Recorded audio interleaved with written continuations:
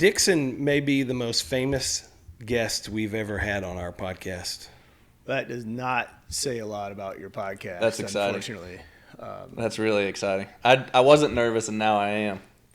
The guy is I didn't know this about you. I thought I was pretty deep in Tennessee. Kentuckian? Because I think I'm as far back as I've been able to go. So it may be more, but as far back as I can go right now, I'm a 6th generation Tennessean.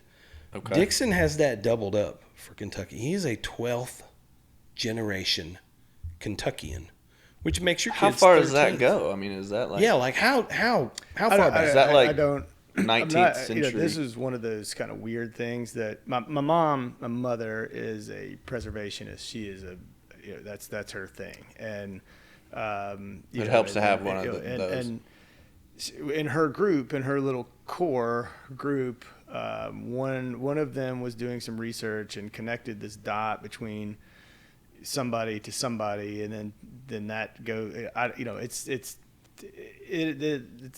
there's some branches to this tree a little bit, but it's kind of fascinating, kind of scary. He's also, I would say this, he is the single most knowledgeable guy that I know about whiskey. I believe that. I don't know if I believe that. Well, I'm saying that I know. So I'm sure you know some people that you feel like are. I think I've just done a very good job of telling you things with a straight face. When Okay, I had no that's idea fair. what I was talking about, and you've just taken them as if. I'm going to try to get through this little intro. We'll see. You're already sidebarring. He is the you're one of the founders and master blender of 2XO, right? Correct. You would call yourself one of a founder, right? Yes, I would be the founder. Absolutely. Yes. Which 2XO, by the way, stands for 2 times oak. Did you know that? I did not know that. Yeah, well, now you know. We're going to learn all about that. Okay. He's also the fanciest hillbilly I've ever met. I agree with that. He's a fancy hillbilly. I just met him. I'm just trying to let you get through your intro. I'm I just know. going to let some of this go. Listen. That's well said, though. I think that's a compliment. Yeah, absolutely. I'd like to welcome Mr. Dixon Dedman to the show. Mr. Dixon Dedman. It is a privilege. It's an honor, it is right? An honor. It's an honor. It is truly. I have been dreaming of this. Yeah. moment. Oh, I know you have. I feel like you're the hardest working dude in the whiskey business. How many nights a year are you on the road? You were taking a Zoom call at the oil shop Well, today. Yeah. I don't know that any of that is accurate. My wife would argue that I am the I just travel around and drink whiskey with people, and I keep telling her it's work, but she's oftentimes not buying it. But yeah, I would say that it is a lot of travel. I mean, I think I was at least probably 30 mid to high 30 weeks out of the year I was on the road. Good last grief. year. Yeah. But I think it's anything, I mean, if that's what it takes, and you want to, this is part of it. I mean, it's part of it, and kind of where we are right now. You came bearing gifts. Sure. I asked Dixon. I thought it would be fun. Mm-hmm.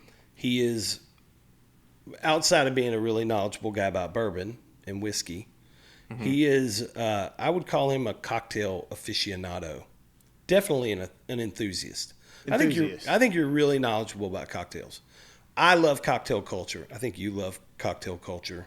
So I was like, hey, would you be willing, kind enough, and of course he said yes, to make us one of your favorite current cocktails. I don't want to know what it is. We don't want to know what it is. Okay. And so he was kind enough to make this. You want to pour us up right there?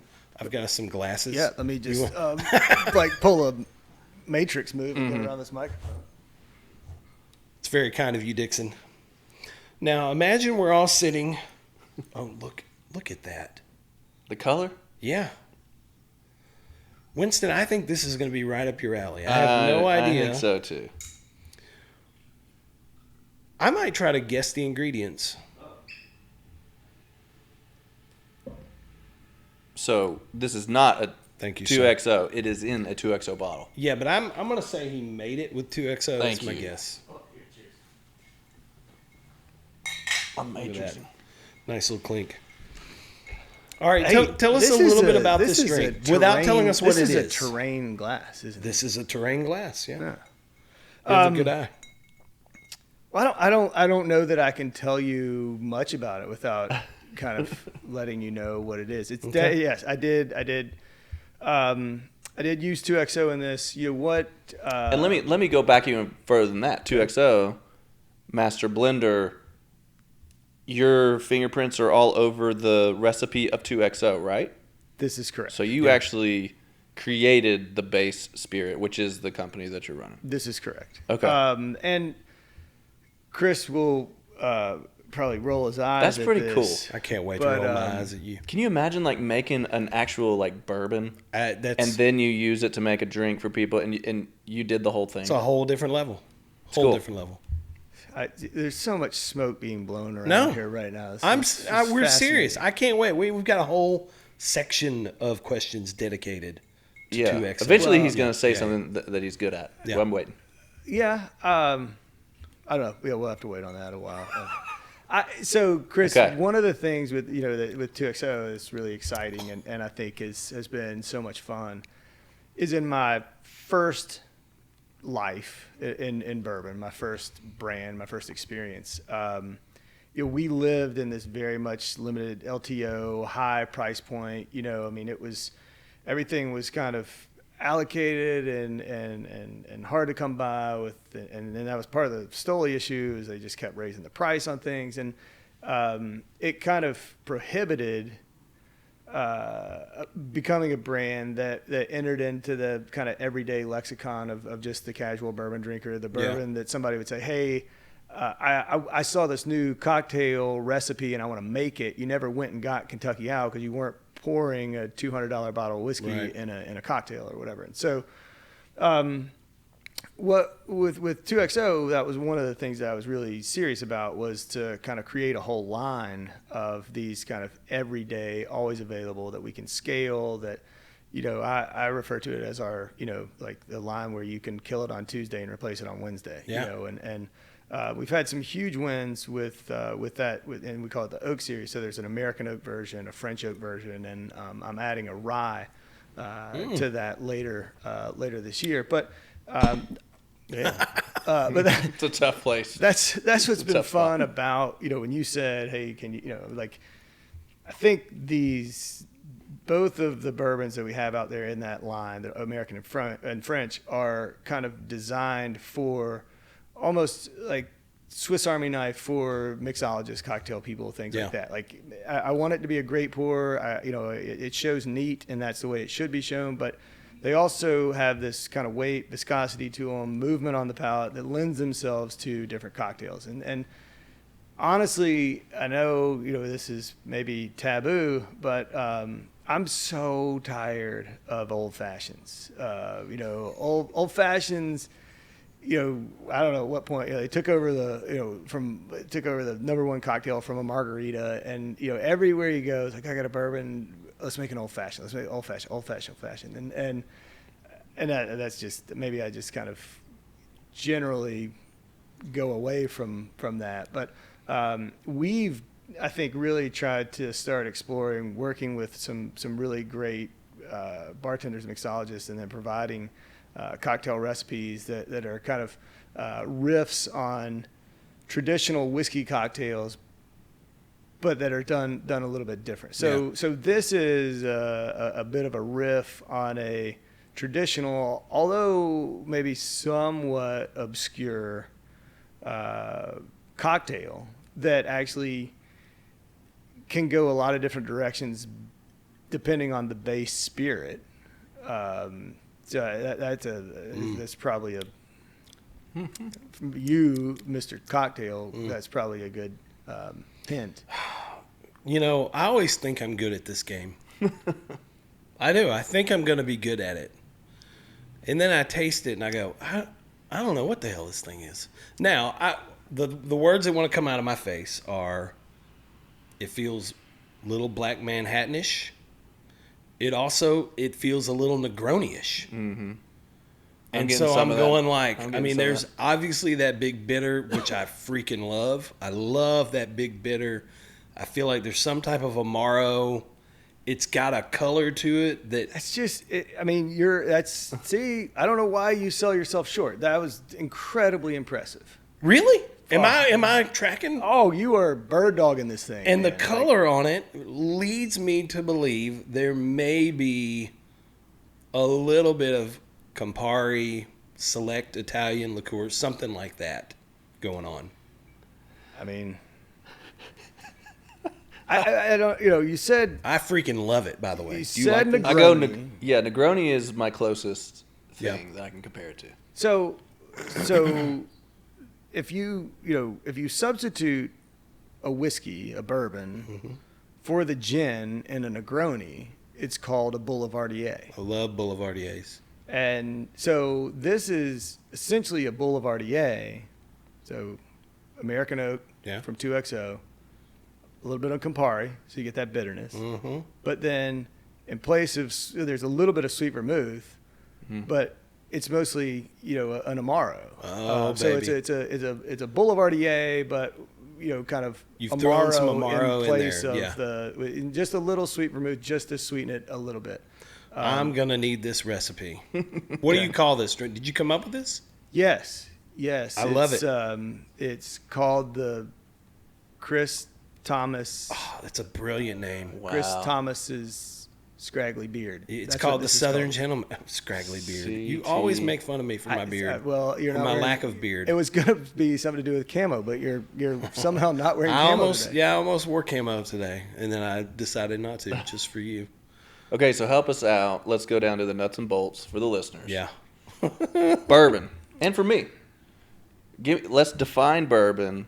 Let's talk about the recipes. Let's talk about where it's made. Let's talk about how it's made. Little context. A month ago, I had the most unbelievable epiphany that Chris allowed me to have about the rule of bourbon being made in Kentucky or not being made in Kentucky and calling it whiskey, much like champagne in Champagne, France.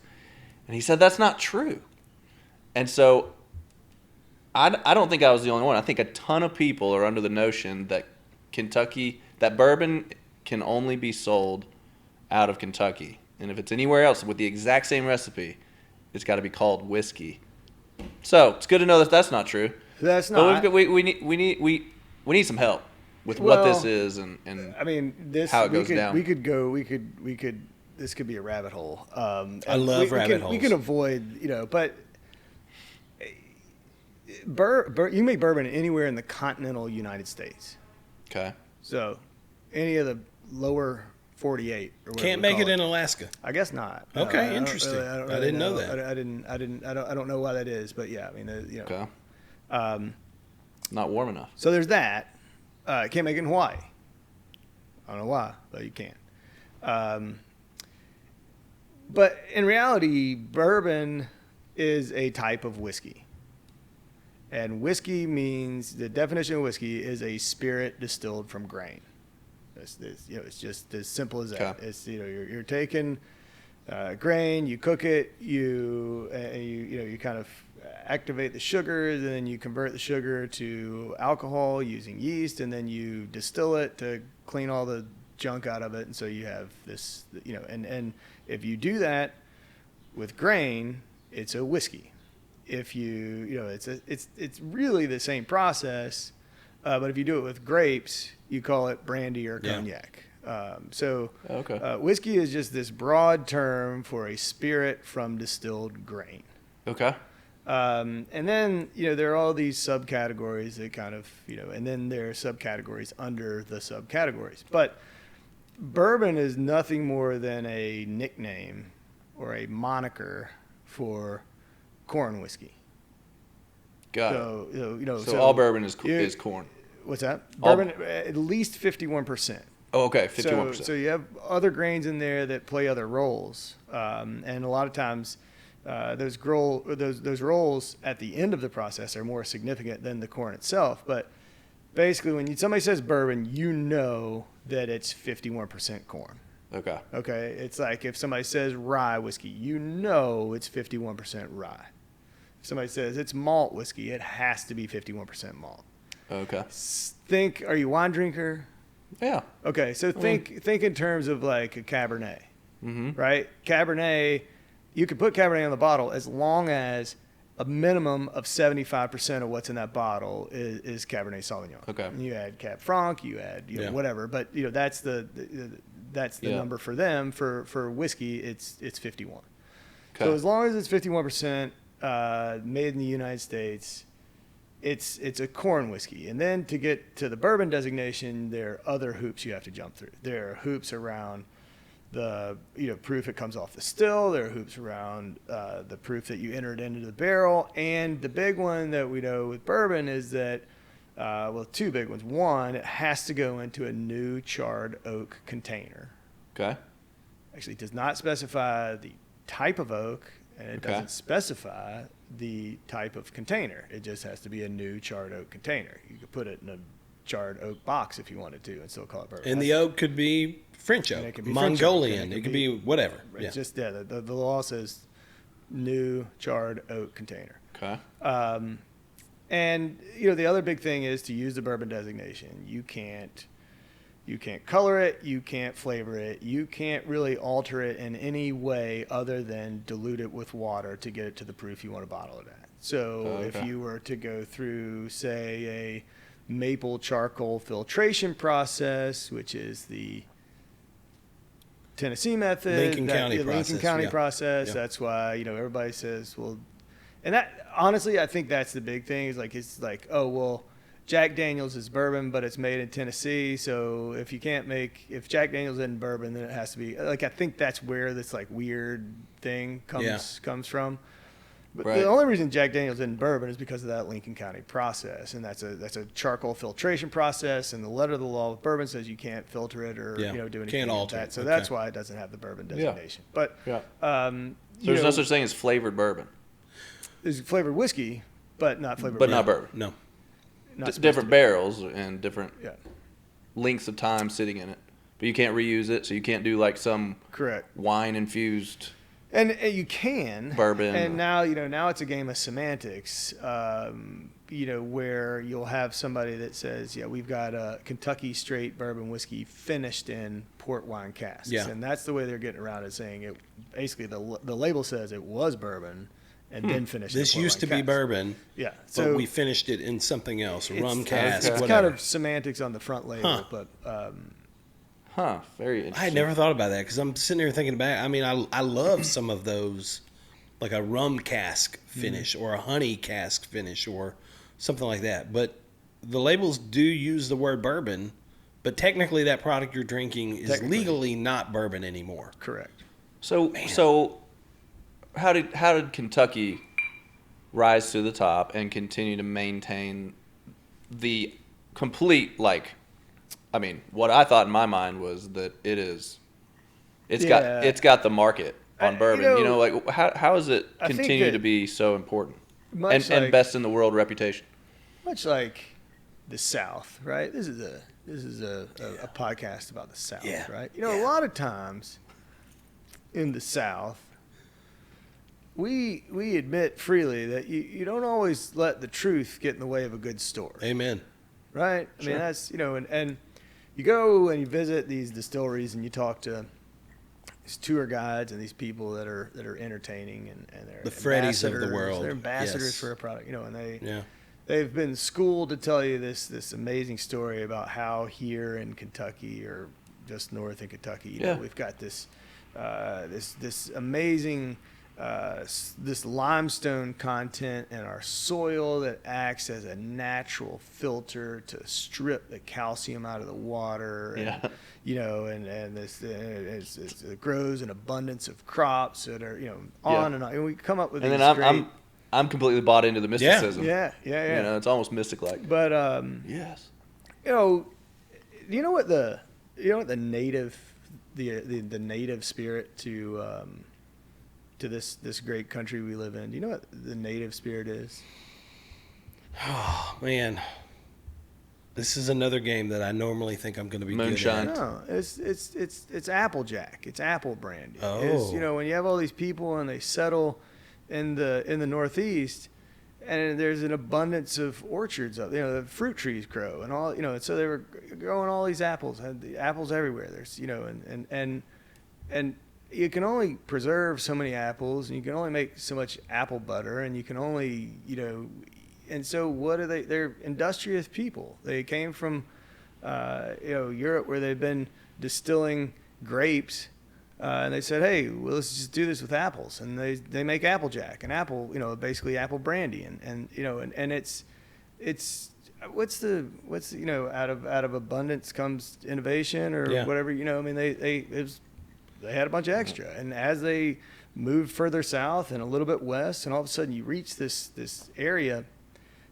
Kentucky and the surrounding areas, which were just these incredibly fertile, these grazing pasture land and all this stuff, and they're like, oh, this is incredible land. We can grow all of these crops here, and we don't really have to fertilize the soil. We don't have to rotate crops. Like, you just throw corn out there and it just comes up, and you just throw all these grains out there, and they're so hard on the soil, but boom, it's like North Carolina, Kentucky, tobacco is so hard on the soil. That's why they grow so much of it there, is because it's easy to grow there because the soil is so rich and fertile. Well, what happens? They're growing all this corn in Kentucky, in this area, and guess what? They got an abundance of corn. You can only make so much cornbread. You can only, fill the silos with so much. So somebody's like, well, let's start making booze out of this stuff. Got it. Yeah. And makes sense. Guess what? Yeah. It people started to like this corn liquor from Kentucky. Yeah. At the time, Kentucky was a territory of Virginia. It wasn't a state. It was 3 territories: Lincoln, Bourbon, and another one. I can't remember what the third one was. And the Bourbon one, there's still debate about whether or not it was named after who it was named after or why it was named that. There's there's like a French family that had something to do with it. I don't know, but at any rate, all of this whiskey, this corn whiskey, was coming out of Bourbon County, Kentucky, and they were it got in such high demand. They're putting it on the river, and taking it north to the Ohio, and then down to the Mississippi and down to New Orleans, and there becomes a market for this. They're shipping this stuff out. And it's in these ceramic jugs, and it's not traveling well. And so somebody says, well, what if we try to put some of these barrels together? So they're like, oh, that's better. That's easier to move. They put it in barrels. And I guess, at some point somebody said, hey, there's some funky stuff in this barrel. Let's burn the inside of this thing, burn this stuff out. And when it got where it was going, it had some color to it. It had some, sweeter notes from the oak. It had changed, and everybody's like, hey, I want some more of that stuff, but I want it in that burned barrel. Yeah. And that that's how this whole thing kind of happened. I'm not sure it has as much to do with rocky soil as it does an abundance of crops and a whole bunch of people that Is there a Bourbon County? There is. Yeah. Oh. And what and where do y'all distill out of, or what's your county? We've got 2 locations that produce for us for 2XO.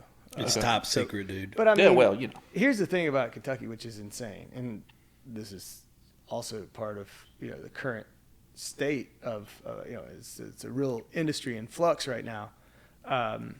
In 2003, there were 17 bourbon distilleries in the state of Kentucky. Okay. That is shocking to me. In 2023, there's something like 76 bourbon distilleries in the state of Kentucky. Huh. So, 20 years, and that's right. The amount that's happening, the amount that are popping up. And what's the minimum amount of years it would take to make a case of decent bourbon? So because I mean, you got to go a certain amount of time, strength or whatever it is, like. That's a lot, even because I'm considering how long it would take for those things to cure out and sit. I mean, I think the magic number before you really start ever looking at and evaluating a bourbon to see, where it is and where it's going is about 5+ years in the barrel. I mean, there's so much that takes place during that is those. amazing. I mean, all of, if you think about like all of the weird, awkward adolescent, preteen, teen, like a 5 to 6 year old bourbon is like an 18-year-old person. So those first 4 or 5 years, I love like this, by the way. You go through all of those weird stages, and it's like dog years, but for awkward, funky. Yeah, you're like, you need to put deodorant on, dude. Yeah. Like, go back upstairs. What do you got on? So, I mean, that leads us into our next topic, but has it peaked? I mean, the wave has been wild, like you described, since 2003. Yeah. Where is it at today? Just the industry as a whole. I think, because I feel like I'm just an average dude. I see people getting bought, but I also see people trying to go craft. So there's kind of both things going on. Yeah, I think it's really hard at this point to look at American whiskey as like one thing because of what's kind of taken place, right? So has it peaked but the question is for who? Mm-hmm. The big guys, the big 9, the big 10, the big 11, like so much green space, so much opportunity, so much, export opportunities, so much growth there. Still for a lot of their products, an insatiable demand, right? I mean, it's just, okay. I liken a lot of what's happened, and I know this is coming. I'm going to get in trouble. I'm probably going to get in trouble for this, but I love this. I did Not this, by us. I'm getting excited. Not I by did us. this interview. It's the I don't know if what is going to come of it, but if she writes it and it gets in front of the wrong people, I might get in trouble. But I liken a lot of what has taken place over the last, say, 10, 12 years in bourbon to like the California Gold Rush. It was there's this growth in popularity of the spirit, there's growth in demand. Some people come in, they start something. There are some people that are making some serious money, big companies buying them up, and everybody gets excited and everybody wants to jump in on this. And then it was like, you got a lot of these people that are, it almost seems like they've leveraged everything they've got and they've run to stake their claim in hopes of finding that one big, big nugget. And I think that there's some misinformation and miscalculation on the market. And when you look at this industry that was, it was like, even a lot of the people that were producing, they were producing originally specifically for brands that were going to use that product for, to take to market. And then you've got all of this outside investment capital that came from family offices, that came from, people took money out of the market to invest in barrels in hopes that they would just, return a 4x multiple in 4 years. I mean, it was all of this kind of outside speculative stuff, and that fueled a lot of these people who said, I'm going to double down on this distillery. I'm going to take 30% of what it makes and maybe create a brand. I'm going to sell the other 70% and make a whole bunch of money. And it's, it's just like cash flow this thing. And all of a sudden it's just like, where is this stuff going? Now there's just so much. The price of a barrel on the open market is, 50% of what it was even, 3 or 4 years ago. And it's just, so when you ask like buying an empty barrel? No, buying a full or one that's finished. Yeah, but I guess so. When you were saying where is like this space is kind of turned into many different spaces, all operating under the bourbon industry. And you've got the big guys who are just they're going to be fine. And even the big guys are feeling some of this pinch. I mean, some of them have reduced their production and slowed some things down. And then you've got all of these people that jumped in thinking, Wall Street is pumping money into this industry for all their wealthy clients, and the outlet for all of that they've purchased is just not there as much.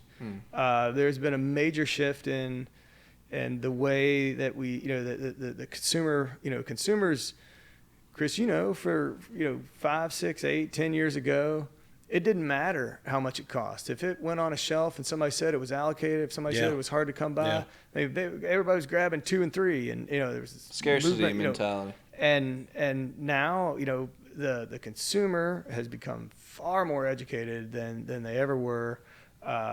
They do their research. They are looking for things that they find value in, not things that you really don't find the consumer anymore. That's like, I value this because I can sell it for this. Like that's kind of really that's really changed. And so that has had an effect at the retail level, which has had an effect at the distributor level, which is also there's a lot of retailers that are still sitting on a ton of inventory that even 5 years ago would have been gone in a week's time, and now it's taken them months to move that stuff. So it's a very So it hadn't slowed down, but it does look different. It looks very different. The Wall Street Journal comes out and says, "Is bourbon dead?" And it's like, look, that's not, let's not go crazy. Let's not go crazy. Well, so to that a little bit, like what are, I read an article about you just the other day, called you a disruptor in this industry.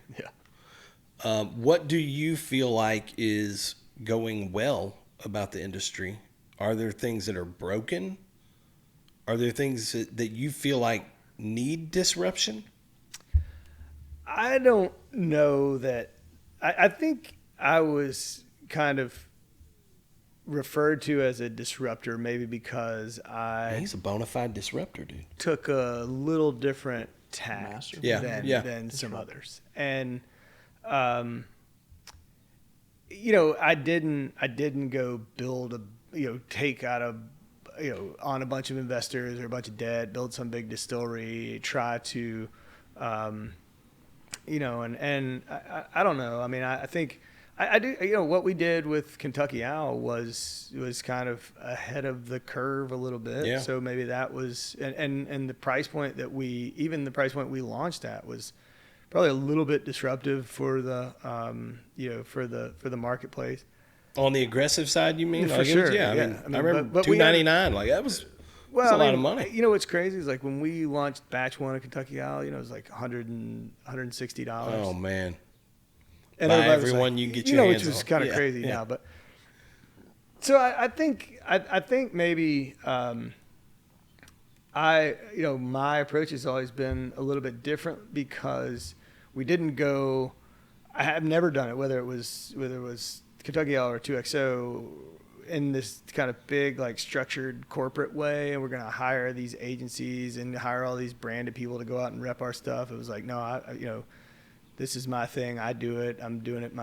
These are one-offs. I don't have a panel of people putting stuff, so I think that was part of that. Maybe I also, created a scene at a cocktail party or two that I've been there a few nights. Yeah, I've been there a few nights. That could have happened. Might be tonight. Are there things that you look at though, and you still feel like this is broken about our industry? Yeah, but I don't know that I can fix those things. I don't. There are things I'm sure about any industry. There were things about the hospitality industry. There are things about it's an interesting world because the distributors have so much power now, and so much power that they oftentimes want to be they just want to deliver boxes and collect taxes, and you used to rely on your distributor to be kind of your sales team, and so but then I'm going to slow down for 1 second. That's the person that gets it to the retailer. Correct. So they kind of meet. You're not selling direct. You're not allowed to sell alcohol direct to a 3-tier system. So they're the middle tier. But with the power that they have, they've obviously made that power work in their benefit. And so you see a lot of the things that continue to happen where they say, for me, it's like this happened a lot with with Kentucky Owl and to a certain extent with I think with any brand, it's like if you've got something that's popular, then they want to use that to move something they need to move. Yeah. And so it's like, hey, to the retailer, they're like, we can get you this, but we're going to need you to buy X number of cases of, so there, I mean, I don't know, there's problems up and down the thing. Wow, what a game. I don't think I knew all that. There's nothing I can do about it. I mean, there's nothing, it's part of the kind of the classic is the retailer example. can you get a retailer like on your team and say, hey, this is what I want to push, and then they absolutely, do they get to tell the distributor what they want? No, they don't. No. Wow. So think about it the this way. distributor tells the retailer, here's what you're going to get in stock. Pretty much. Wow. Okay. Like the classic if it's example, an allocated thing, if it's a Okay. I think of kind of that classic example of what would be the bottle of bourbon or the brand name that everybody wants to get their hands on. Right. What would you say? What's that name that comes to mind? Blanton's is the most Blanton's. mentioned all the time around. I would say Pappy Van Winkle. That's the name that. Can I get a bottle of Pappy? Oh, sure, yeah. Correct me if I'm wrong. The way I think it works in a lot of places. I'm not saying everybody. I don't want to overgeneralize that.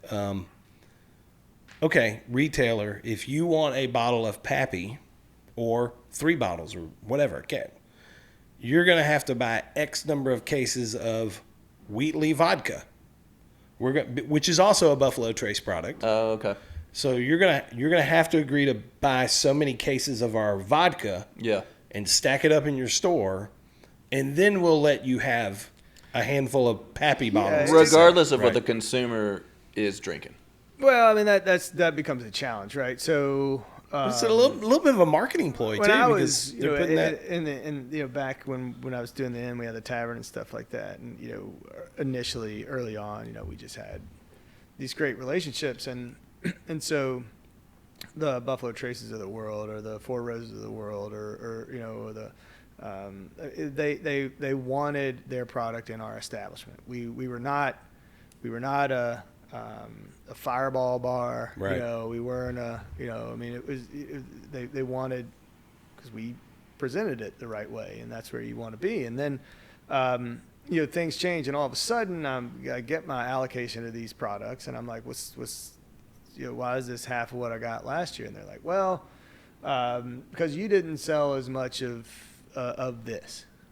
It's like, well, you're right. I didn't sell that well tequila because we don't do a lot of well tequilas. Yeah. We're the Beaumont Inn in bourbon country. We do a lot of, and so it's. Yeah. I mean, that's just one. There's plenty of other, issues, but I learned a lot today already. Find me an industry that doesn't have annoying things going on. I told you, this dude can give a master class. So when you're on the road, on this world, what takes you out on the road? Given that context, where are you going? What are you seeing? What are you trying to do? It's kind of a three-pronged approach. When we go and we try to check as many of the boxes. Can I get a little bit more? Well, I was about to ask. Yes, please. I appreciate that. You're very kind. We might be here till 6 o'clock. Who knows? Initially, when you launch a product, it's all about educating people about the brand. You go and you try to. That's your main. You're going in. Get your you're word going out. to retail. You're going to every the distributor sales meetings. You are just it's like, hey, we got this. This is tasting people on it. You want everybody talking about it, trying to get it. Well, I mean, it's just, trying to get in front of them. Right. I mean, you just meet and it's a lot of that period. I mean, that is by far. That's the grind. My least favorite part. Get in a car with a sales rep and you run their route, and you got 12, 14 stops in a day, and you're just whipping the bottle out of a bag and trying to give them, a 10-minute presentation, and these are independent retailers that are running the register, so they're checking out, people grabbing pint Right. bottles of vodka in Right. between that is a grind, and you Yeah. got to do it. Yeah. And some of the best relationships we've created are because they're like, oh, this is cool. You actually came in here. Like, Yeah. it wasn't just a dude. Yeah. Yeah. Like, you were here. But that's a lot. Now, I spend a lot more time, especially on these individual releases and stuff.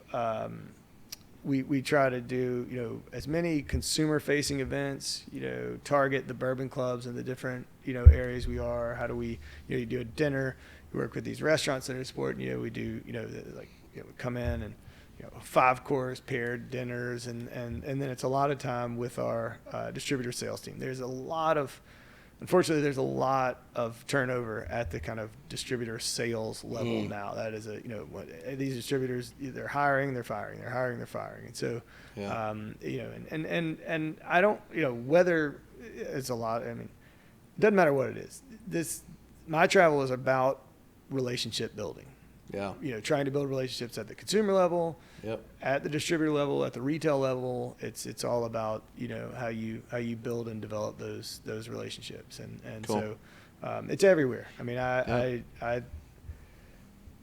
the ultimate player coach.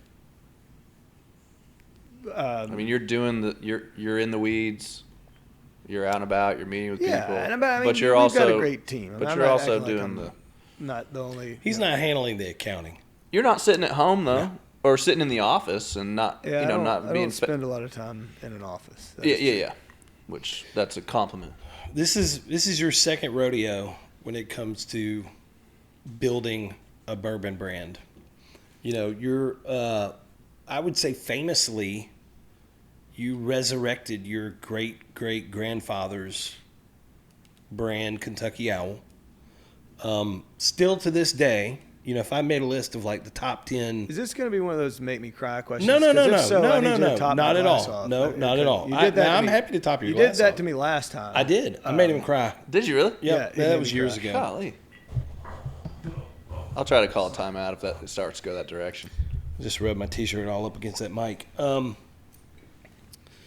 I still think it's one of the greatest stories ever told in this world that you live in. And I don't even know that you know all about this, Winston. I don't. So, Dixon's I don't. great-great-grandfather started a distillery called Kentucky Owl, created a bourbon. Golly, what year was it?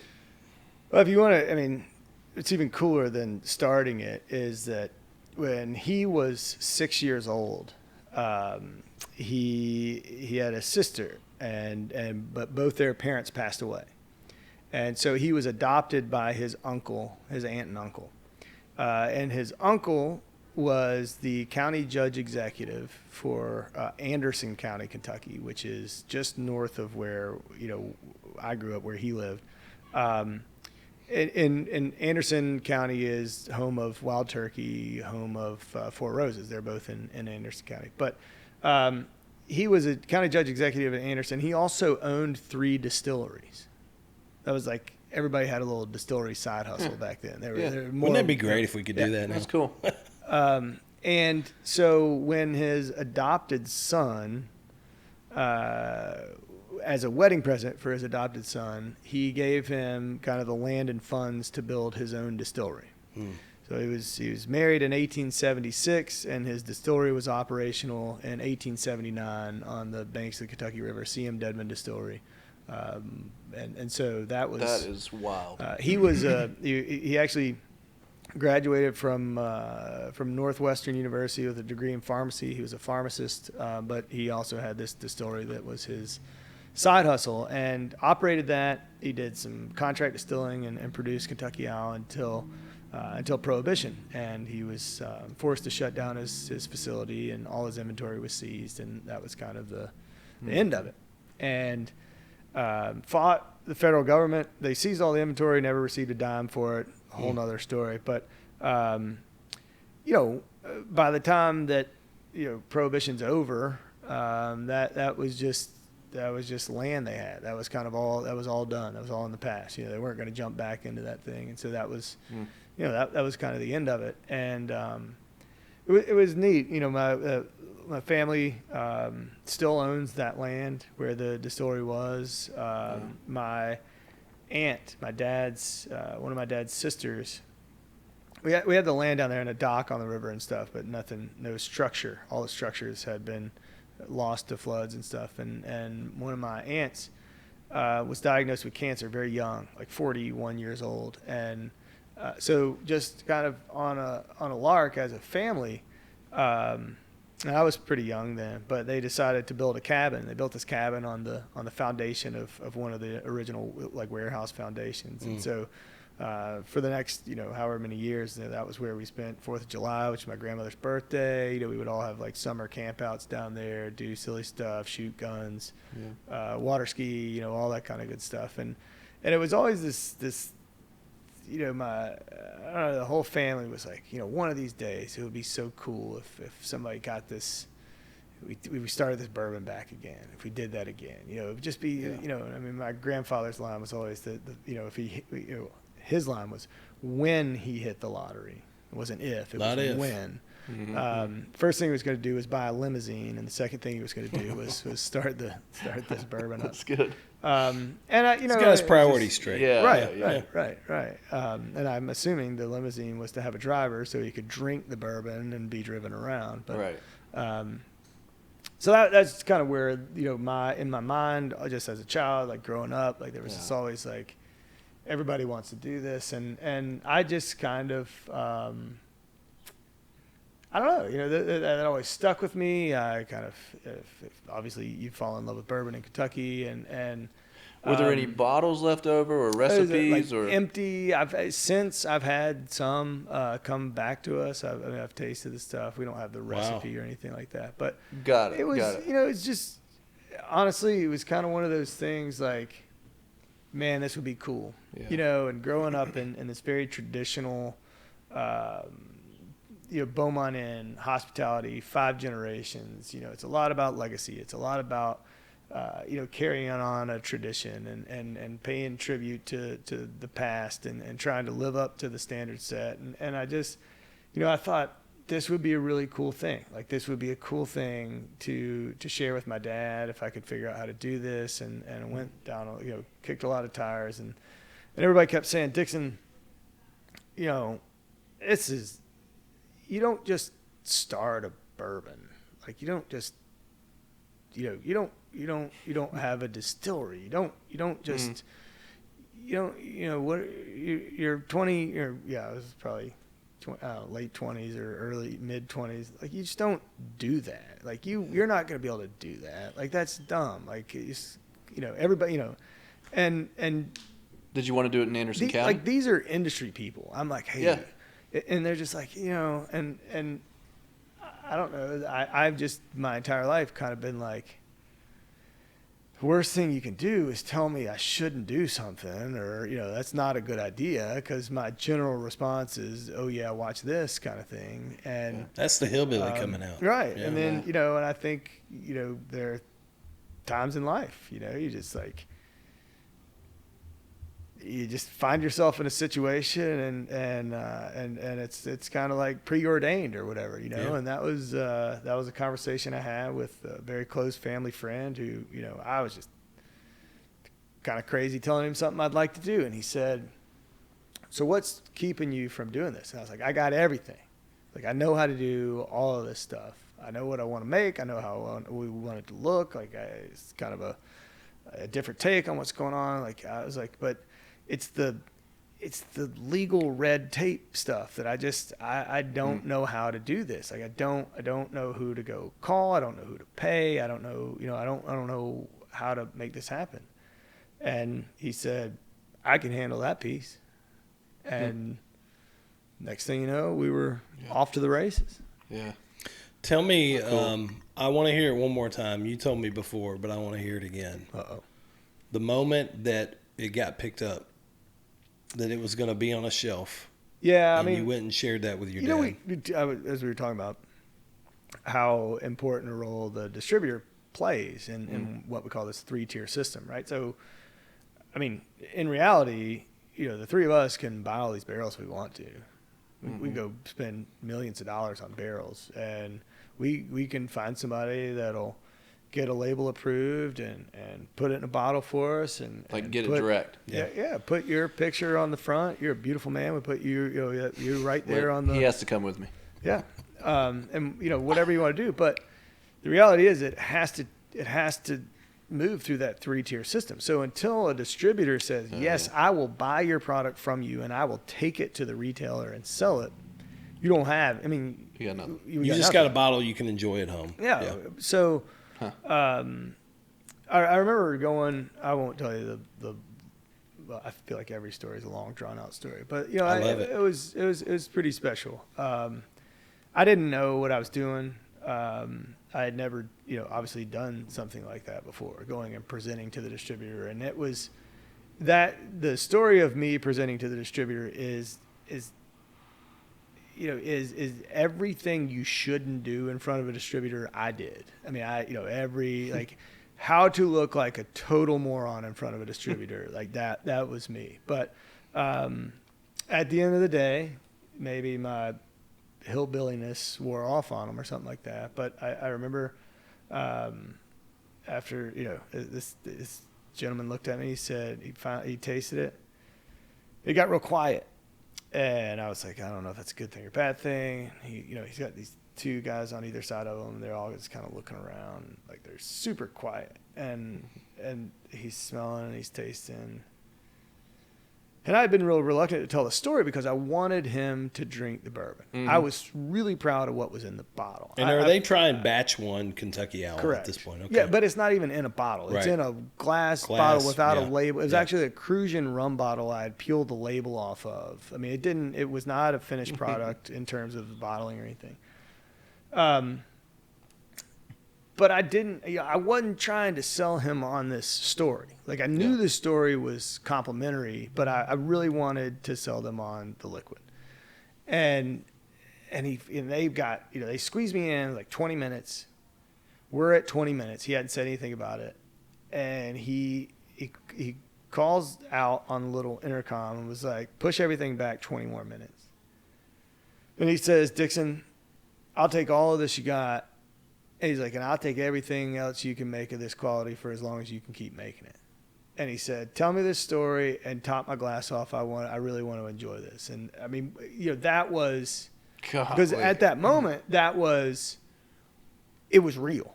Like everything that we had done up to that point was like, this was fun. But at that point, it was like, this is real. Like 100 almost 100 years later,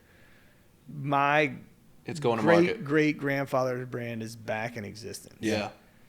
And wow, the part that Chris is talking about is I left and I drove home to the inn, and my dad was mowing grass. That's all my dad was doing at that time, was mowing grass. And I was in a suit. I owned 2 suits at the time, one to wear at funerals and one that you would bus tables in at the restaurant.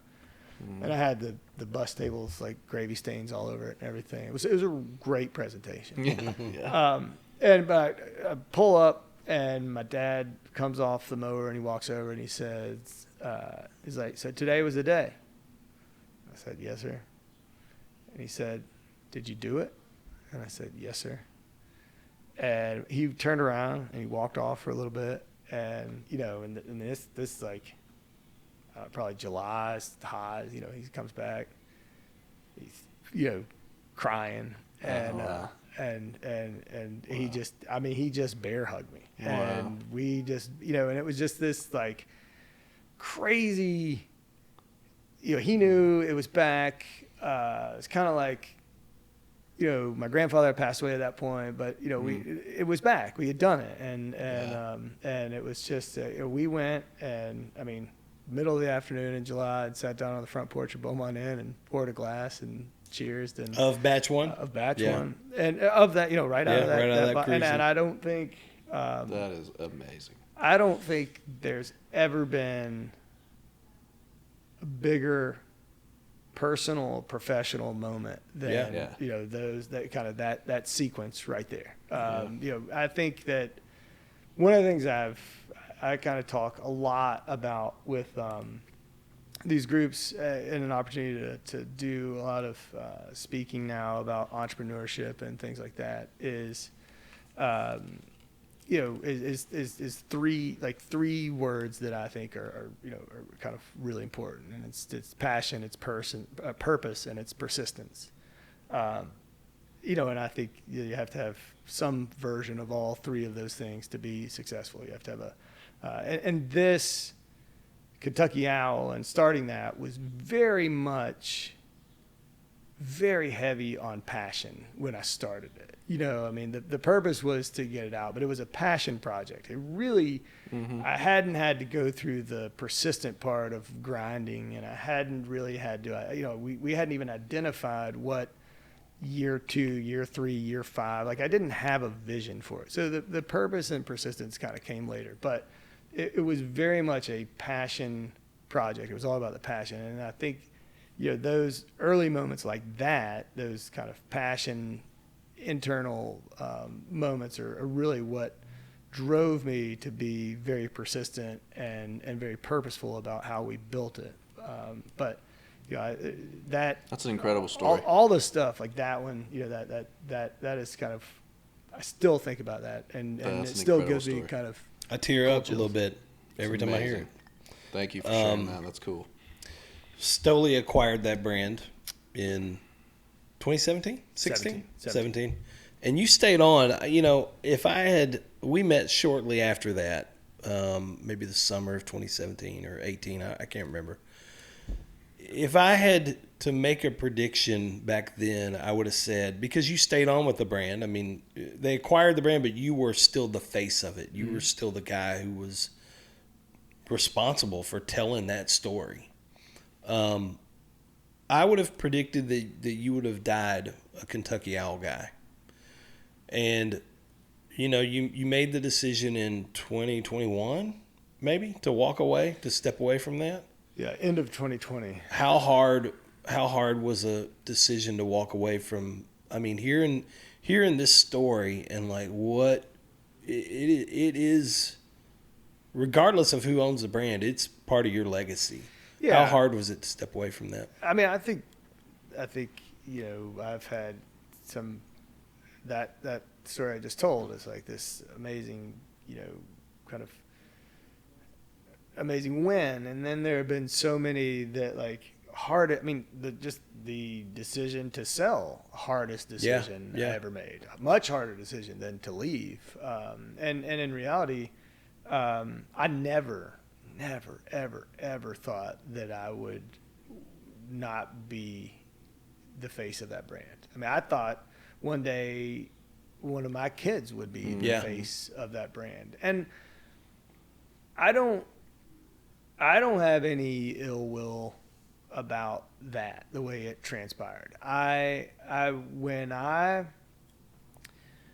made that decision to partner with the Stoli Group, in the first probably 2.5, 3 years, it was maybe one of, if not, the kind of coolest experiences of my life.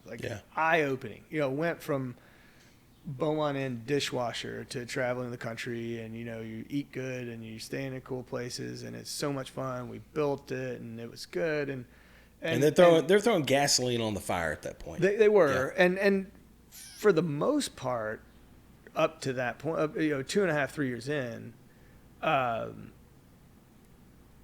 don't know if that's the right way to say it, but we were throwing gasoline on the fire, but I had my hands on the hose.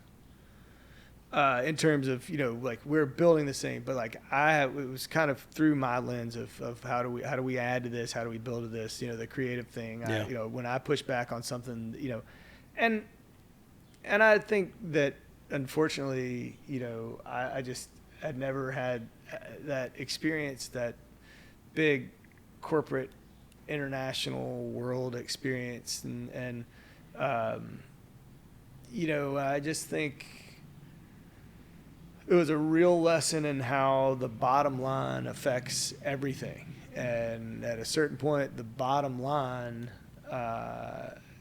was dictating they wanted more bottles. They wanted to raise the price. They wanted to do all They these wanted a St. innovation Patrick's things. Day They wanted edition. to, and that, I get it. Like that's their call. But it became far less, let's run this by Dixon and see, and that's okay. That's okay. And then I think there's probably going to be over the next, however many years, a million people, millions of people can tell the same story. Like the pandemic changed everything, and what happened and all the reorgs with the companies and all the different things that happened and the way, it was just, it was like this whole thing that we've been doing for 3 years was all of a sudden just like turned completely on its head, and it's the structure of the company and the people running the company and where they were going with this and what they wanted to do and how they were, I don't know. It was just life is too short to just be fighting over stuff all the time, and I just got to a point. I said, this is not for me anymore. And as much as I love it, like I don't see it coming back to a place that I'm comfortable or that I'm happy or that, and when that stuff starts to affect you, like who you are, how you I don't know, your mood, Yeah. it was just Life's too short. It was just Yeah. a bad place. And I just said, I've learned so much, and I think that I don't like that path, and so I'm not putting my name on something. I'm not standing behind something. I'm not doing. I can do something else, or go get a. I could go work for Chris Thomas. No, I can't afford you. Absolutely not. My last little question about this Kentucky Owl bit. And I'm not nearly as deep into this world as I once was. Sure. You go open my cabinet at the house now, you're going to find Italian red wines, and you're going to find maybe a dozen bottles of bourbon that are sentimental for me. Sure. Several of those are Kentucky Owl bottles. In my top 10, I consider batch 2, batch 6, maybe batch 9. Yeah. Batch 9 was a beast. Yeah. I loved those expressions. I love you as a human. Kentucky Owls is one of my favorite brands of all time. I think it was so well done. You don't have to answer this with words, but I want you to blink once for yes, blink twice for no. Is there any chance that brand in the future lands back in the hands of the Dedman family? Oh gosh, I wouldn't think so. No. You could have just said no comment and left me with some not hope. because well, let me take it back. Yes, there's a chance. I mean, it's gonna take hitting the one of those big Mega Millions or something like that. Yeah. I mean that's it's. I don't know that. I'm going to be praying for that. There are only a few. I think there are only a few people on the Forbes list of billionaires that could, from what I understand, They could write the check. Could write that Okay. check. All right. But Winston, I do need to tell you this. Okay. One of the I'll just blink. coolest compliments I ever. This is why I'm here today. Because of this compliment. I remember, for the first part of Kentucky Owl, it was all just, we were just selling it in Kentucky. We got this kind of great press and great brand recognition and all this stuff, but it was not distributed outside of Kentucky. And it made the deal with Stoli, and then I get this, I think it was a Facebook Messenger, or maybe, I guess it was Facebook. You talking about when I sent you? Hey, my name is Chris Thomas, and I run this event called the Southern Whiskey Society. And Would you ever maybe potentially consider, coming down and being a part of our event? We would be so grateful. I'm a huge fan. I think you're a beautiful man. Like, it went on and on and on. And did you copy and paste that to get him down here? The Chat GPT. Yeah. And it was directed to Dear Mr. Dedman.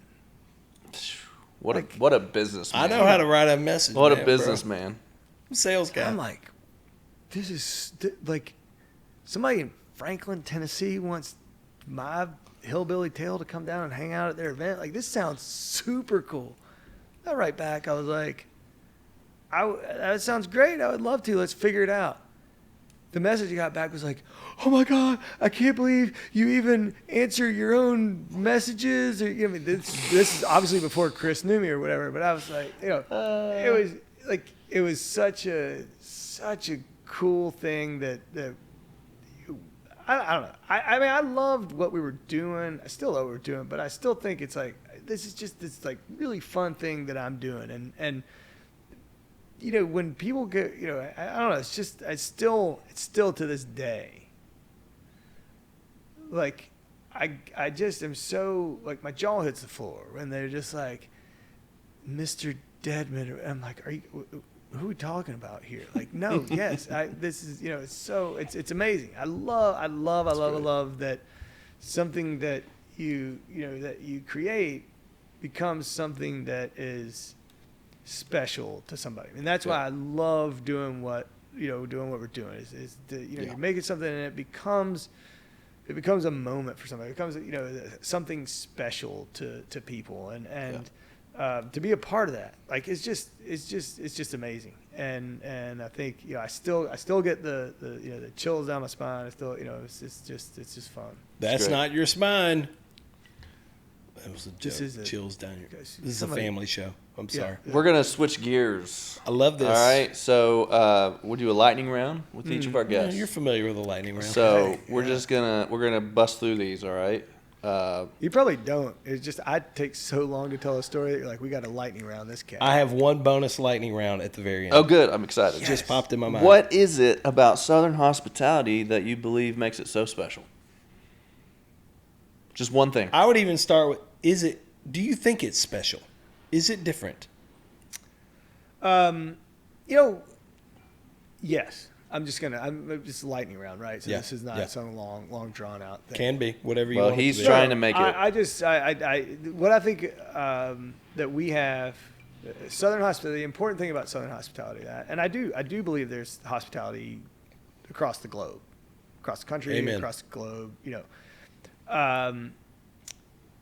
There is the let me open this door for you, or there is the let me open this door for you. How are you today? Nice to see you. Welcome. Come on in. Make yourself at home. Yeah. Yeah. You got a hospitality all over, and a lot of times you pay for it all over the country, all over the world. But they're opening the door for you. Southern hospitality is, let me make sure you get inside and you're comfortable and you get where you need to be. Yeah. And whether that's I like that. with food, whether that's with drink, whether that's with whatever. And I think that's there's a personalization to hospitality in the South that is it's another step. I like it. Playing golf anywhere in America right now. If you could play golf anywhere in America right now, where would it be? Any round you want. I have the. Can we go to? Yes. Sweetens. Have you not played there? Can we go on Sweetens this afternoon? Have you not played there? I have. I'm just teasing. Golly, dude, don't do that to me. I was like, what happened in the car, bro? What did you think about it? I loved it. Did you play with Drew?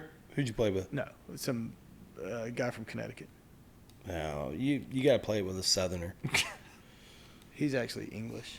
It's one of my favorite golf courses ever. I love it. It's so quirky and fun. Yeah, I love. I mean, it's a blast.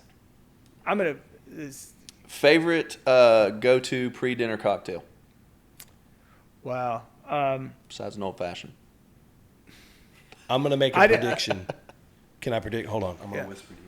Oh, I have headphones on. He's going to say a mayonnaise. Okay. All right. Now, I think you probably heard that. I said it intentionally loud, but I'm good. probably wrong. I would probably go with a gin and tonic. Oh. Well, it's sneaking up on summertime. Clear. Single best bourbon you've ever tasted?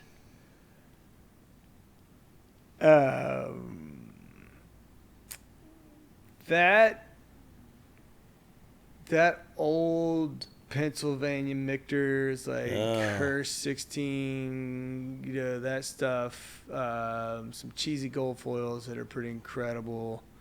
I still have this. Real quick, just for Winston's benefit. 2013 limited edition Four Roses small batch. Oh my goodness. Maybe like the 11 better than the 13, but was that the 50th anniversary, or the number? It had the number. 125. 125. I got the numbers way off. The Yeah. 11 was pretty. It was maybe up there too. But. For Winston's benefit, cheesy gold foil is a term. The bourbon's not called cheesy gold foil. Do you know this? No, I didn't. But there's a wild turkey expression from the 80s. Yeah, 12-year-old mid-'80s, export mid to late 80s, release is just Japanese release, so you could only get it. It was exported out of the country, obviously, and it had a really shiny gold label. Okay. 12-year-old, it's like a gold foil. Still 101 shiny. proof, right? 100. Yeah, cheesy gold foil is what people kind of refer to it as, but it is unbelievable. Yeah. Having dinner at any restaurant in Kentucky, where are you going? In the whole state, Mr. Local. Can I just go back about 10 years and have just our can I just get some Beaumont Inn, fried chicken, country ham, corn pudding, green beans, whipped potatoes, cream gravy? Like, are you saying it's commercial? Everything's commercialized out or something? No, I'm just saying it's just a sweet spot a decade ago. That was just when it was. Because you were in the middle of it too back then. You were kneading dough for the biscuits. That was just. By the way, you need to take Rachel. Okay. Have you guys done the Bourbon Trail? I have. Has she gone with you? Some of it, no. Would she be interested in that kind of thing? It's not like Napa. Okay. She's more of that type. Well, if you can convince her, you need to go stay. You can get wine on the Bourbon Trail. She might. Tell her to stay away from the Kentucky wines, but they do serve. I need something else. To sell her on. Yeah. Well, I would if you could ever get there, I just can't recommend the Beaumont Inn enough. Yeah. It is a legendary establishment. I do have another. We're gonna do dinner actually, and I'll let you know because we're gonna do a course tasting dinner later. I got a fancy dinner with Ed at 6:10, but then we're gonna do a 2XO. Wait a minute, hold on, whoa. We are gonna do a 2XO dinner at 6:10. Hold on a second. Do you already have the dates on this? No. You have to tell me. I know. I will. Liz, Mr. Dedman. Liz, you've met Liz and I still message. Like I commented on something the other day. I was like, I have to get back there, dude. 610 Magnolia in Louisville, Kentucky is one of my all-time favorite dining experiences. There you go. There is something incredibly special about the place. And it's been a couple of years since I've been there. You have to tell me when that date is. I love that you posted that video of you and I. Oh, it was so funny. I know, but so funny. and so I've had so many people that are like, so you just had dinner. I was like, no, that was from years ago. I don't really know why that got posted. I loved it so much. What's your bonus question? My bonus question: what is the difference between a state and a commonwealth? Yeah, I'm sure they went over that. Probably 6th, 7th grade social studies. Do you know the difference? Nope. I have no idea. Do you know the difference? No. Because Kentucky is a commonwealth. Yeah, so is Virginia. But Tennessee's a state, but Virginia is a commonwealth. I guess that there's some connection because it was a territory of Virginia. I'm sure. Right. I mean, I guarantee you that I had to know that for some silly test. Yeah, that's been a question before. I want an invite to 610 and Beaumont. Got it. The tastings, okay? Don't leave me off that list. Speaking of the Beaumont Inn, it's your family's inn. How many years now? How long has it been around? 110? 100. No, 106. Okay. it's been in your family since day one. Used to be a school for women, right? Correct. Then ultimately became the Beaumont Inn bed and breakfast. All right, not bed and breakfast, but That's fine. it is just a classic. I mean, it's got the deadgum James Beard American Classics Award, right, hanging on the wall when you walk in there. No, that's in my office. That's in your office. Yeah, You were okay. like, I'm taking that away. You were a big part of running that thing for a while. I mean, I'd listen to stories about chasing raccoons out of the deadgum attic, and I got a lot of those. people called out sick for making biscuits, and you're having to hop back in there in the kitchen. I loved it. I know you did. I know it was hard work too, and you guys sold the inn a few years ago to other family members. Mm-hmm. Has that been? I mean, I know it's. You probably have some relief knowing, like, I'm not going to get a 6 a.m. call to show up for frying country ham or whatever. But has that been a little bit of a difficult transition, not being tied to the inn that heavily? I think I don't necessarily think it's like being tied to it. It's definitely that was my parents' identity. Yeah. That was, for all intents and purposes, my identity for a long time. That was, my family always said, this business, this innkeeping business it's not a job. Don't count your hours. It's a way of life. I mean, it was. I don't mean to say it was like our reason for being, but it's what it's what you did. It was, it's ingrained in you. And I, and I, as a kid, my parents would oftentimes tell me, the sun will rise tomorrow if you decide to do something other than come back here and run the inn. And I heard that my entire life, and I didn't do it. I mean, I graduated on Sunday, and I was at work on Thursday, and ran the inn with my parents, and then ran the inn by myself for 20 something years. And I again will say that the pandemic and coming out of the pandemic had a big impact on what I thought we could, the way we were going, where we were tracking, the things we were building, the plans that we had, and then all of that just comes to a screeching halt. Yeah. And then nobody wants to come back to work again, and nobody wants to, you're having to, like, we're teaching hospitality again. You're trying to beat hospitality into people, or just beg them to, what I mean? It's like that whole thing was a problem. But also, I've made 2 decisions in my life, and kind of driven 2 decisions in my life that were incredibly hard. And one was, to sell Kentucky Owl, and the other one was for us to sell the inn. But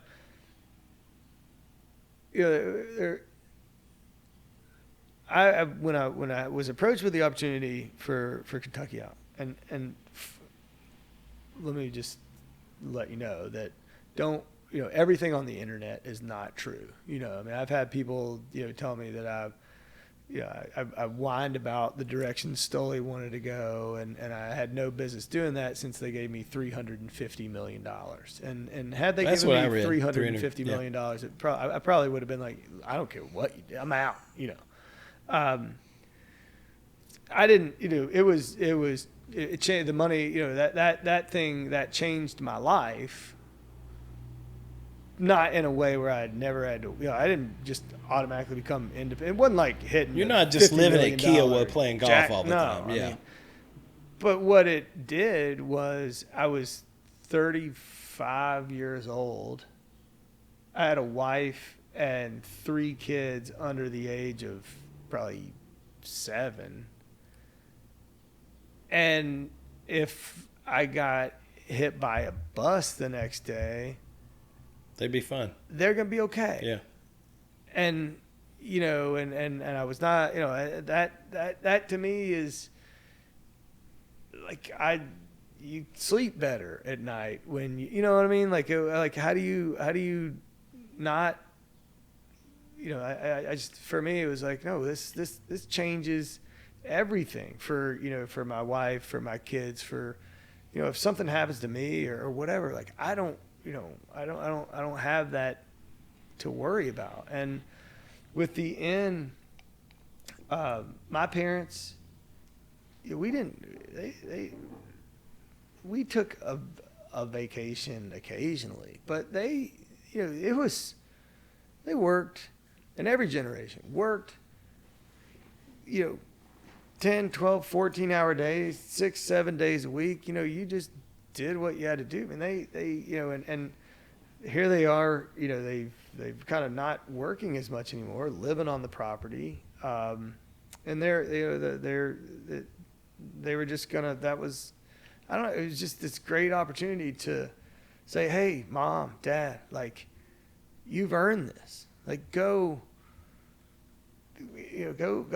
travel, go, all the things that you couldn't do, all the things that you weren't able to do, all the things you couldn't afford to do, all the things, I mean, we didn't get, like, I hope there's not a red cent left by the time they pass away, and I hope they spend it all and enjoyed every bit of it, and I hope they, and I'm like, you can book the trip, or I'm going to book the trip for you, but you need to go, you need to do, What a gift to give your parents, man. Well, really? I mean, they signed off on it. I know. I understand that, but I'm saying, and it would have, had 2XO not been in my life and I'd going down that path, it would have been different. But I just, both of those were such hard decisions. But then I think both those decisions benefited, people that I really truly love and care about, and and I think impacted their lives in really great ways. Yeah. You mentioned 2XO. 2XO is your brand. I would say it's your first brand that you've had to start from complete ground zero on. Kentucky Owl, you kind of had this history. You had this story. The Beaumont Inn, obviously there was a legacy there with your family. I mean, this is your baby. You have created this brand. I feel like your fingerprints are all over not only the liquid in the bottle, but the look and feel. I can see, just knowing you we've known each 7, 8 years now. I can see your style on this brand quite a bit. Is there anything that has surprised you about just starting from absolute ground zero? Anything that you've been mystified by, or, man, this has been harder than I thought? Probably a lot of things. I don't, I don't think anything, if anything's easy, it's probably not worth doing. So I knew it was going to be hard, but I love that challenge. Like, I love building things. And I think, one of the, again, yes, the inn, is very traditional, and so there was always kind of a challenge as we tried to kind of modify and change some things and do things a little bit different. We changed our target audience and those types of things. Kentucky Owl, there was a story there, but nobody had heard that story for 100 years, and we kind of just said, hey, I'm going to start like pounding this drum again. But I also think that 2XO in a certain way is like my final, not pushing back, but like I just done these things that were so like historic and heritage. This is more modern, and, for sure. And it was like, I with the whole idea of 2XO, like I want this to be about the liquid in the bottle, telling the story of what's in the bottle. 2XO, the 2 times oak, the double oak exposure. It's about talking to people about, how impactful the oak experience is during maturation, and really kind of, going that direction. I wanted to look different. I wanted to stand out. I wanted to, be a little bit more simple and minimalist in the look, and not like something that should have been on the back bar in the movie Tombstone or something. Like it's just maybe it's a lot. Shout of out Val Kilmer. a lot of it is probably, pushing back against doing so many things that were kind of so, historic and heritage focused for so long. And definitely, a lot of these go in a different direction. I mean, you got like a sneakerhead blend. Yeah. That is non-traditional. Correct. But it's also been there's some of these things, like the one I brought for you, the vinyl blend, which is the newest one. You brought us stuff? I did. But this kind of overlap, Mr. Dedman. like the sneakerhead thing, and kind of starting to do things that overlap outside of just the bourbon people that are like, oh, that's a 9-year-old blah blah blah blah blah blah. But then you say, hey, this is a great bourbon, but it also this kind of reflects my love of collecting shoes, and there's an overlap there. There's a lot of people that collect bourbon and collect shoes, and there's it's fun, and the vinyl thing has been incredible. I love vinyls, I love vinyl music, and to kind of it's just it's like outside of just trying to do something that says you need to know all the weird this has 17 barrels of a char 3 double barrel and 18 barrels of a char 4 double. It's like, it's good whiskey and it's kind of fun. Do you like the way it tastes? Right. And it's your style, dude. It's fun. If people have not been exposed to the brand yet and they're curious about like, where do I start with 2XO? Where do you kind of point people? The American Oak, this bottle. I mean, obviously that's our cocktail in it, but it is. This bottle, it's not that dark if you buy it on the shelf. No, and everything from the core American Oak up through the Gem of Kentucky. I mean, everything has double oak exposure during maturation. Yeah. So it's all got, and so the idea is to build some additional weight, viscosity, mouthfeel, balance the spice of the rye. So I think they all, not in a boozy way, but they all come across with a little more weight on the palate than kind of traditional bourbons, and that's by design. But to kind of get into that early at 92 proof is American Oak, and then you kind of move on from there. So as we're wrapping up, tell us what you're working on or what you're excited about coming up next. Or... Yeah, I mean, as I said, we got the vinyl blend is just launching right now, and that one's a lot of fun. I'm personally excited about the rye. Dude, I'm a rye guy. And so the rye, I'll have the rye out. We produced that probably end of July, so probably September-ish we'll start seeing the rye. Will it be kind of like American Oak that it will be an everyday rye? You'll Correct. be able to access it all the time. Great. Yep. I love that. And so it's a 95% rye with double oak exposure, so additional oak. So what's the proof on the rye? Be 92. Great proof. Yeah. That's great.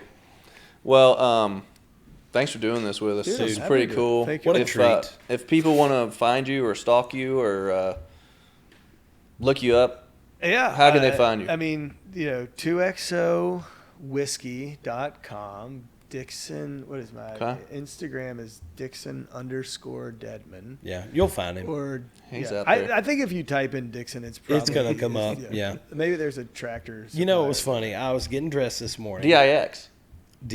Yeah. Oh, yeah. Don't go typing in. No. Don't type in the city and town of Tennessee. That's right.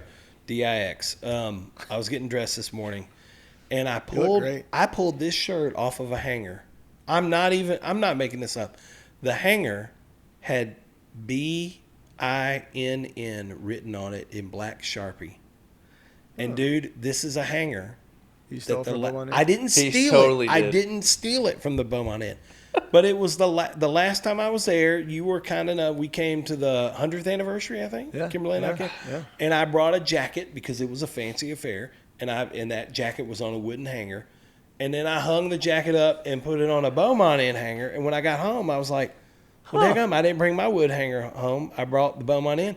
And I almost brought it back. Swapped it out. I swapped it out. So you have one of mine.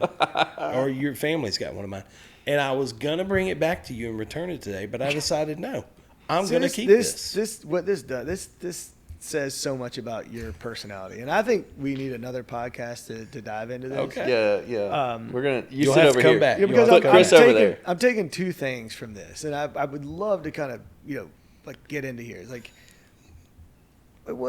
I hate him. I hate him so much. Like, what is it about? Like, who really steals hangers from hotels? Like, I mean, you know, so I didn't steal like, it. do you collect them, or is this like No. a thing? Like, you know, is it like you got to? But then you also, and I think, you put T-shirts on a hanger. So Thank you. There's Yeah. There's so much to unpack. That needed here. to be said. This It's is a my, black That pocket needed to be tee said. on a hanger. I And not only just on like a plastic or what, like you put a black T-shirt on a wooden. That hanger. used to have a coat jacket. This is true. It used to have a coat jacket. This is on. true. It's like You don't understand. Listen, I Do wear you have one to- T-shirt. You have to put that hanger back down through the shirt to Yeah. get it no, on. you don't want to stretch out the neck. You What got to go is- up through the bottom, I mean, right? golly. Anyway, all that to say, I almost brought it back, but I thought, no, I'm keeping that daggum hanger. That's better as a story. That's a souvenir from the Beaumont obviously Inn, treats your T-shirts well. and I'm gonna treasure it. The BN written on it, black sharp. Hey, man. Good. Thanks for letting us know. You probably feel better now. I wanted to get it off my conscience. Yeah, you feel good. But I wanted to keep the hanger. So Of course. Yeah. Thanks for being here. Thanks y'all for listening. Keep coming back. what a treat. Hey, thanks for watching, guys. Be sure to check out the other videos on our channel and make sure you like and subscribe to the channel so you don't miss future videos. And if you're tired of seeing our faces talk, you can go the audio only route and catch us on Apple and Spotify. If you do that, be sure to subscribe, give us a rating and a review so that we can reach more people. See y'all next week.